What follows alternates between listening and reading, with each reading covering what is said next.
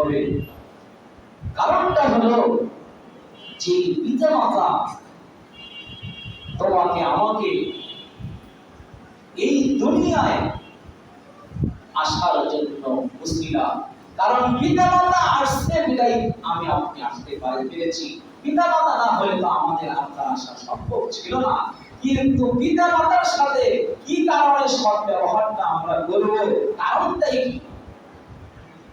কারণ ওই পিতা মাতা আপনাকে আমাকে ছোটবেলায় ছোট অবস্থায় যে সময় শিশু ছিলাম, মাসুম বাচ্চা ছিলাম, আমরা কথা বলতে পারি নাই। কি বলেন, পারছিলাম? পারি নাই। এটা তো পরের কথা। যে সময় পেটের ভিতরে ছিলাম আমরা পিতার মাতাকে কতই না কষ্ট দিছি। মাকে একটু খেয়াল করেন যে গর্ভে থাকা অবস্থায় মা রাত্রে ঘুমাইছে, হঠাৎ করে দেখবেন যে আপনার আমার মা খাটের উপরে বসে গেছে, পেটের মধ্যে হাত দিছে, কপালের মধ্যে হাত দিছে এবং কাঠ ভরা বালিশের মধ্যে শুয়ে আছে আর চোখের পানি ছেড়ে দিছে। কিসের পানি ছেড়ে দিছে? চোখের পানি ছেড়ে দিয়েছে। কারণটা আমি আপনি ওই গর্ভধারণী মা কলিজার মধ্যে আঘাত করেছি। আমি আপনি যে সময় মার কলিজার মধ্যে আঘাত করেছি, পাকে যে সময় আঘাত করেছি, মা প্রচন্ড ব্যথা পাওয়ার কারণে মা খুব সারামে গিয়েছে, আর বলাইতে পারতেছে না, অসুস্থ বোধ করতেছে, কিন্তু জনে কান্না করতে পারতেছে না, শুধু আল্লাহকে আল্লাহ বলে ডাকতেছে। আর বালিশের সাথে নানানকে কাঁদ হয়ে শুয়ে হয়েছে আর চোখের পানিগুলো ছেড়ে দিয়েছে, কান্না করতেছে, কিন্তু দুনিয়ার কাউকে কিছু বলে না। এক পর্যায়ে এভাবে করতে করতে যে সময় 10 মাস 10 দিন যে সময় অতিবাহিত হয়ে গেল, এক পর্যায়ে আমি আপনি দুনিয়া আসার পরে আমি আপনি যে সময় দুনিয়া আসবো, কি কষ্ট ওই মার, ওই জনন্ত করে মার যে কিরকম কষ্ট হয়ে যায়, ওই যে জনন্ত করে মাসি বুঝতে পারে। আমি আপনি যে সময় দুনিয়া আসার পরে মা অজ্ঞান হয়ে যায়, মার আর হুঁশ থাকে না, মা অবশ্যই জমিনের মধ্যে পড়ে থাকে। এরকম করে যে সময় আমরা জমিনের মধ্যে আমরা পড়ে থাকলাম, আমরা কিন্তু কথা বলতে পারি না, কান্না করি, হাও করে আমরা যে কান্নাটা করি, এই কান্না করার পরে ওই নানি এবং দাদি আশপাশে যারা থাকে তারা কিন্তু আমাদের বেচানায় বেসাইয়া দিয়ে আমাদের মার করে দেয়। মার বলে যে সময় দিয়ে দিল সন্তানটাকে, মা এত কষ্ট এত কিছু সহ্য করার পরে মা কিন্তু যে সময় তার হুঁশ ফিরে আসলো, আসার পরে সন্তানটাকে পাশে যে সময় রেখে দেওয়া হলো এবং তার কোলের উপরে যে সময় নিয়ে দেওয়া হলো, তার হুঁশ আসার পরে 10 মাস 10 দিনের কষ্ট, ওই ডেলিভারির কষ্ট, সব কষ্ট মা ভুলে যাইয়া সন্তানকে এই গানের জন্য দেয় আর বউয়ের জন্য দেয় এবং 10 মাস 10 দিনের এবং সব কষ্ট মা ভুলে যায়। জোরে জোরে বলি সুবহানাল্লাহ। এই জনন্ত মা বাবার সাথে আল্লাহ তাআলা বলেছেন তাদের ইবাদত করতে, তাদের এরকম করতে, তাদের সাথে সৎ আচরণ করতে, সৎ ব্যবহার করতে। কারণ ওই পিতামাতা, তোমরা ওই পিতামাতার সাথে পিতামাতা যতটুকু করেছে তার চাইতে তোমাদের বেশি করতে হবে। পিতামাতা তো এখন বয়স হয়ে গিয়েছে, তারা চলতে পারে না, ফিরতে পারে না, তারা কিছু করতে পারে না। কিন্তু বর্তমান সময় দেখা যায় সন্তান চাকরি করে, ব্যবসা করে, সন্তানের টাকা পয়সার অভাব নাই, কিন্তু ওই পিতামাতার খোঁজ খবর নেয় না। আল্লাহ তাআলা এরপরে বলতেছেন ইম্মা ইয়াবলুগান্না ইনদাকাল কিবারা আহাদুহুমা আও কিলাহুমা ফালা তাকুল লাহুমা উফফিন ওয়া লা তানহারহুমা ওয়া কুল লাহুমা কাওলান কারীমা। আল্লাহ তাআলা বলতেছেন যে সময় তোমরা পিতামাতা একজনকে পাবে অথবা উভয়কে পাবে, দুইজনকে বৃদ্ধ অবস্থায় পাবে, তাদের সাথে তোমরা সুন্দর আচরণ করবে, তাদের সাথে সুন্দর কথা বলবে, তাদের সাথে আচরণ খারাপ করবে না, তারা যেন উল্টা শব্দ যেন করতে না পারে।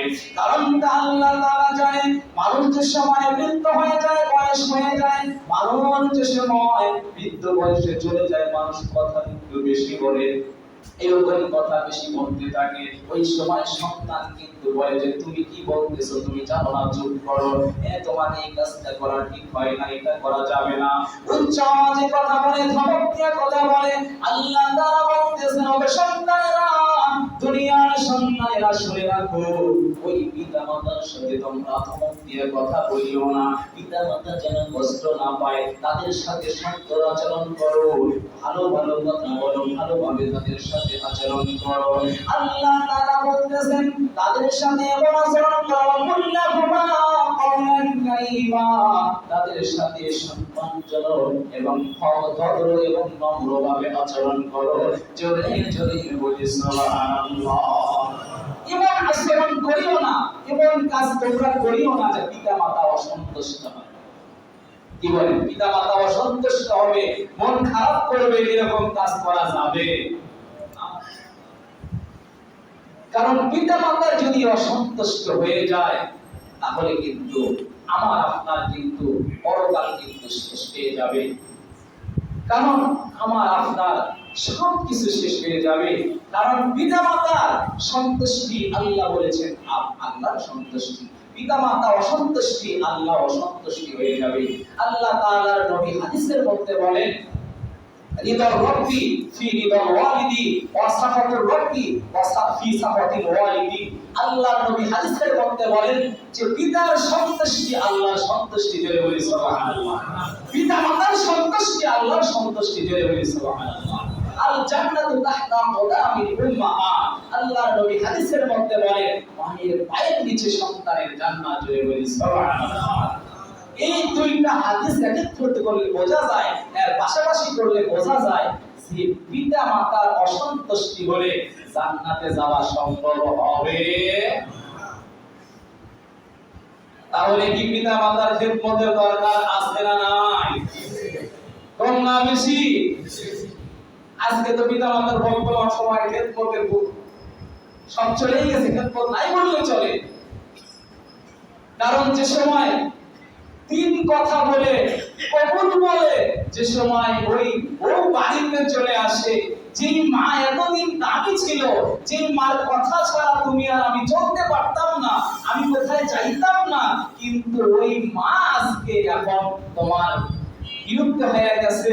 কারণ তুমি এমন একটা জিনিস বাড়িতে নিয়ে আসছো, তিন কথার সাথী পাইলা, আর তোমার মাকে তুমি ভুলে গেলা। এটা করলে চলবে না। কি বলে? চলবে। কারণ আল্লাহ বলেন যে আমি আল্লাহ তাআলার ইবাদতের পরে একমাত্র তোমার বাবা মার খেদমত করতে হবে। কার খেদমত করতে হবে? বাবা মা। এটা কিন্তু ছোট জিনিস নয়। আল্লাহর ইবাদতের পরে আল্লাহর ইবাদত করা যেরকম ফরজ, এর পাশাপাশি বান্দা হয়ে অর্থাৎ বান্দার ইবাদত করা, মা সন্তান হয়ে বাবা এবং মার খেদমত করা ফরজ, জোরে বলি সুবহানাল্লাহ। এটা ছোট মনে করার কোনো সুযোগ নাই। আর আমি আপনি মনে করতেছি মা বাবা আমাদের জন্ম দিয়েছে, একটু অল্প সময় আমি বাবা মার সাথে ভালো ব্যবহার করলাম আর হয়ে গেল, না, এটা সম্ভব নয়। আপনাকে আমাকে বাবা মাকে সন্তুষ্ট রাখতেই হবে। যদি বাবা মাকে যদি সন্তুষ্ট রাখতে পারি, তাহলে অবশ্যই আমার আপনার জন্য ইন্তেকালের পরে আমার আপনার যে সুখ হবে, যে জান্নাতের হাওয়া আসতে থাকবে, এরকম হিসাব নিকাশের পরে আল্লাহ তাআলা জান্নাত দিয়ে দিবে, জোরে বলি সুবহানাল্লাহ। এই জন্য যে আমি আপনি যদি পিতা মাতার কথা শুনি, তাহলে লাভ আছে না লস আছে? আওয়াজ দিতে হবে, লাভ আছে না লস আছে? মসজিদে নামাজ পড়তে আসলে, জামাতে নামাজ পড়তে আসলে সব কম না বেশি? আওয়াজ দেন, বেশি না কম? বেশি। কিন্তু আল্লাহর নবী বলেছেন, বান্দা শোনো শোনো, তোমার পিতা মাতা অসুস্থ হয়েছে, তুমি তোমার পিতা মাতার খেদমত করো। এই খেদমত করতে যাইয়া বান্দা যদি তুমি মসজিদে নামাজে জামাতে না আসতে পারো, তোমার বান্দা তুমি তোমার পিতা মাতার যে খেদমত করলা, অসুস্থ বাবা মা, আর তুমি মসজিদে আসলে হয়তো বাবা কষ্ট পাবে, মা কষ্ট পাবে, হয়তো বা ইন্তেকাল করবে, এমন অবস্থা সৃষ্টি হয়েছে, বান্দা তোমার মসজিদে আসা লাগবে না, তুমি বাবা মার ওখানে খেদমত করো, বাড়িতে নামাজ পড়ো বান্দা, আর মসজিদে আসলে তুমি যেরকম জামাতে নামাজ পড়লে সব পাবে, আমি আল্লাহ তাআলা ওই রকম সব তোমার আমলনামায় পৌঁছে দিব। জোরে বলি সুবহানাল্লাহ। কি কোন ছোট জিনিস? আল্লাহর নবী, বিশ্ব নবী, দো জাহানের বাদশা নবী হযরত মুহাম্মদুর রাসূলুল্লাহ সাল্লাল্লাহু আলাইহি ওয়াসাল্লাম আল্লাহর নবীর কাছে একজন সাহাবী চলে গিয়েছে, ইয়া রাসূলুল্লাহ, ইয়া হাবিবাল্লাহ, ও আল্লাহর রাসূল,